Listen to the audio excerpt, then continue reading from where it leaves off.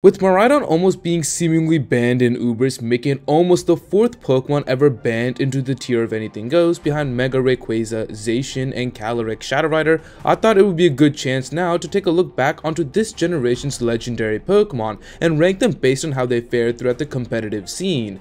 This video, by the way, will not include Paradox Pokemon because I feel like they deserve their own video. If you guys enjoyed this video at any time throughout the process, be sure to leave a like and subscribe for more competitive content just like this. Thank you, and let's get started. To clear this out of the way, we are going to rank these Pokemon based on an expectation and performance. For example, Chompy is a Quartet legendary, not a base 700 or 680 legendary like Terrapagos in its final form, so the expectation of being dominant is vastly different.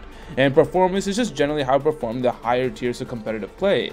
If it was only good in UU, that would be taken into account for and probably lower its score, where a Pokemon in OU banned into the Ubers will probably raise its score. If you don't understand, hopefully it makes sense as the video goes on. Let us start this list off by talking about the 6 main legendaries of the original release. The 4 Quartet legendaries of Chompy, Chi-Yu, Wo-Chien, and Ting-Lu, and the 2 box art legendaries of Koraidon and Miraidon. Both Chompy and Chi-Yu, in my opinion, have performed pretty well and have been A-tier Pokemon throughout. In the OU tier, Chi-Yu was especially strong not only because of its raw stats, but it's also because of its incredible ability and pretty good stab coverage. Chi-Yu was a special fire and dark type attacker, which were both potent and had the good stab coverage boost behind it, and because of how popular Sun was becoming due to the influx of Paradox Pokemon, this gave Chi-Yu the rise to stardom that it needed to be within the Sun teams as well. It fit on a lot of archetypes, and being a special attacker also had its advantages to not also having to worry about intimidation either. After its ban, it made sense that the Ice Leopard would be next to be banned afterwards because it is basically similar Pokemon just as Chi-Yu, except it was a physical attacker as an Ice and Dark type version.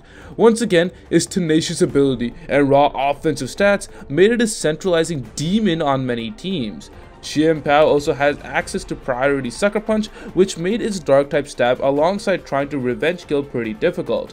And to get the better understanding of how one-sided dominant it was the sole reason why Baxcalibur was sent down to UU and UUBL to begin with, because Chompy was the overall way better Ice type Pokemon, ravaging through teams up until early February of 2023. After both these Pokemon banishment into Ubers, there hasn't been much clamor to them as in the competitive scene as there once was. Granted, they are dealing with box art legendaries and other powerful Pokemon, which makes it more of a difficult entry point to get in than normal on many competitive teams. Despite that though, both of them are pretty somewhat viable in Ubers, Chompy being the highest at B- and Chi-Yu being a C+. With both of them in my opinion being ranked A, I would honestly perhaps create another tier between A and S of an A+ tier and put Chompy out there, because although Chi-Yu has been more dominant and potent in OU during its time, Chompy has the longevity test being dominant in OU while still being somewhat of a preferred pick in Ubers. Next one up, we have to talk about Wo-Chien. This Pokemon is an easy C tier Pokemon. For being a Quartet legendary, having pretty good stats, move pool makes it disappointing when you realize that its typing has been a god-awful existence since day one. Grass and Dark has a plethora of weaknesses, which the most notable has to be the huge bug type weakness it has. U-turn is one of the most popular moves in all of competitive play for its ability to pivot out many offensive Pokemon safely, and having that as a huge weakness as a defensive chess piece Pokemon makes it difficult to integrate on many if any teams, to be honest. Wo-Chien had to be Terra aligned, for example Terra Poison, to avoid such situations so that its defensive prowess could actually shine, but being Terra reliant has never been in any Pokemon's favor for the most part throughout Generation 9 because of its huge predictability. Although this is supposed to be another defensive counterpart to Ting-Lu, especially on the special defensive side with its very good recovery options, it completely flopped, and most players prefer to turn Ting-Lu into that overall defensive specialist. Its typing has been holding it back from being at all competitively decent as it lays low into the RU tier.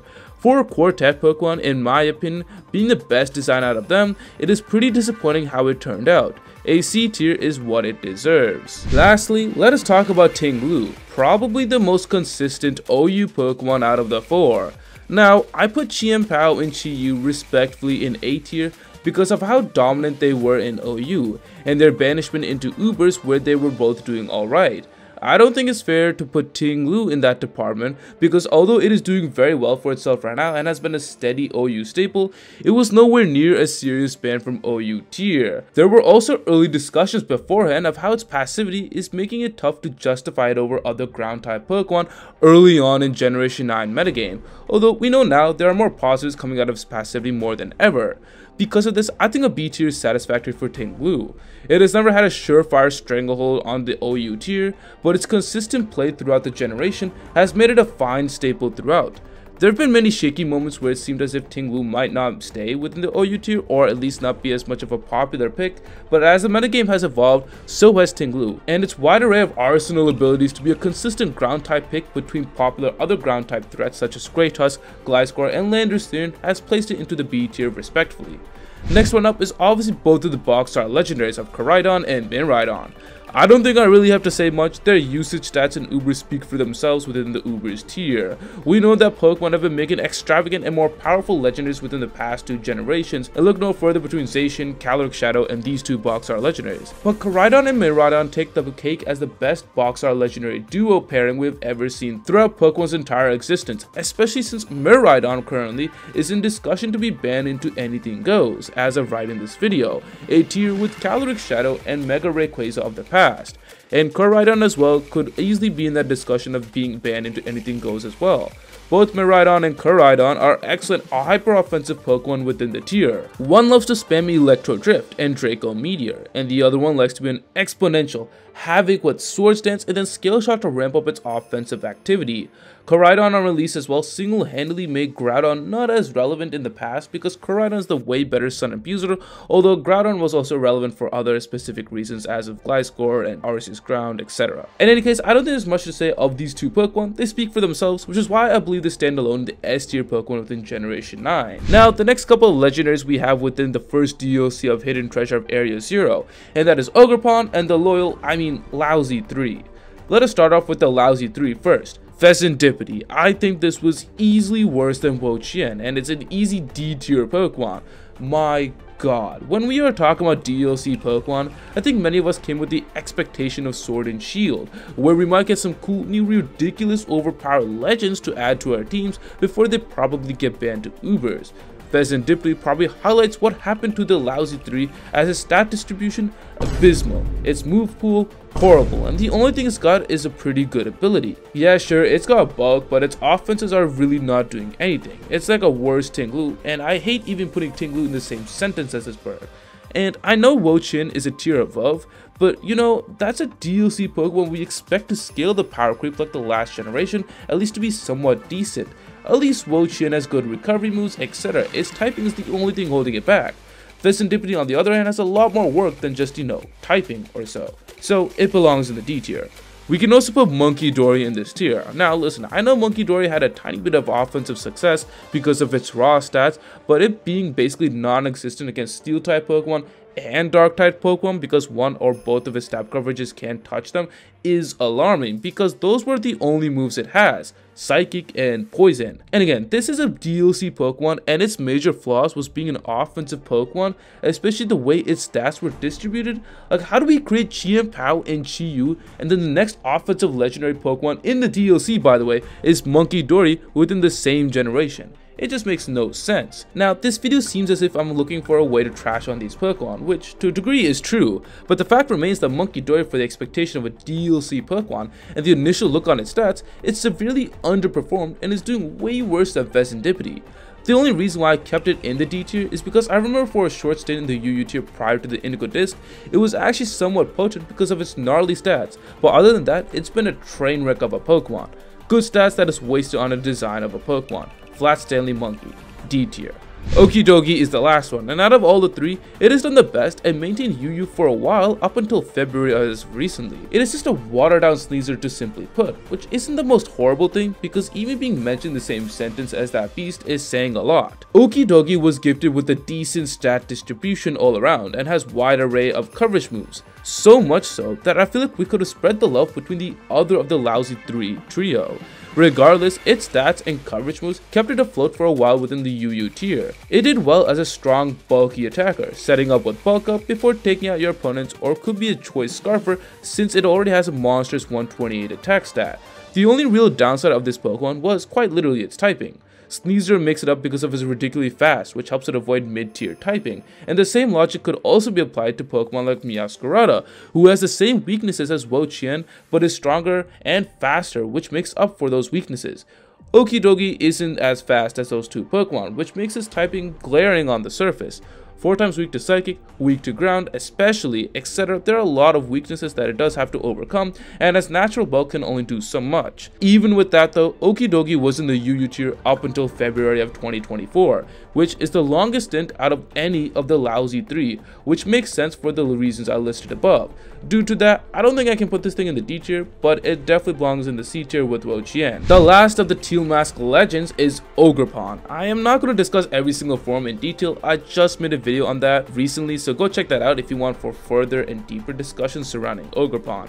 This will just really be a brief discussion on Ogerpon because I don't want to sound redundant from a month ago. I want to talk about Ogerpon in a more holistic sense as one entity, if that makes sense. For that, I think this belongs within the A tier. Hearthflame was a menace from day one and got quickly banned into the Ubers tier for its dominant offenses as well as fitting on Sun teams.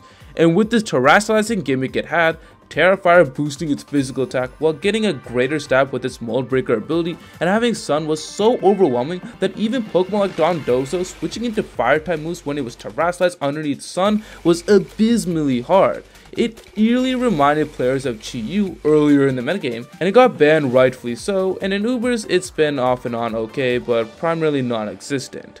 The Wellspring form on the other hand has been on its own dominating version, coming close to also being banned from OU, however it's never reached to that calling. It's been hands down the best water and grass type Pokemon within the tier. It serves as a huge water wall as well as with its defensive ability of Water Absorb. Its typing allows it to be more of a natural defensive Pokemon with a great offensive playstyle that seems very splashable to many teams. It poses as a threat to Pokemon such as Roaring Moon, Dragapult, Kyurem, Dragonite, Heatran, etc.